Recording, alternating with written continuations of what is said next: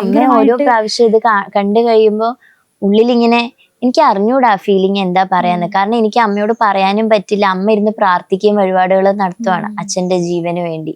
ഇല്ലാത്ത അച്ഛന്റെ ജീവന് വേണ്ടി വഴിപാടുകൾ നടത്തുമ്പോ ഫ്ലൈറ്റിലിരുന്ന് അമ്മ ഇങ്ങനെ നാമം ചൊല്ലിക്കൊണ്ടിരിക്കുക എന്റെ ഇപ്പുറത്തിരുന്ന്. ഞാൻ ഇത് കാണുന്നുണ്ട്. അപ്പൊ ഞാൻ ആലോചിക്കും, ഞാൻ ഇരിക്കണത് താഴെ അച്ഛൻ ഒരു വുഡൻ കോഫിനിൽ വരുമ്പോ ഞാൻ മേലെ ഇരിക്കുക, അമ്മ എവിടെ ഇരുന്ന് അച്ഛന് വേണ്ടി വഴിപാടുകൾ നടത്തുക. അപ്പോ എനിക്ക് അറിഞ്ഞൂടാ ഇമോഷനും ഫീലിംഗും ഒക്കെ എന്താ പറയണ്ടേന്നുള്ളത്. ഞാൻ അമ്മ ഇങ്ങനെ തൊട്ടു.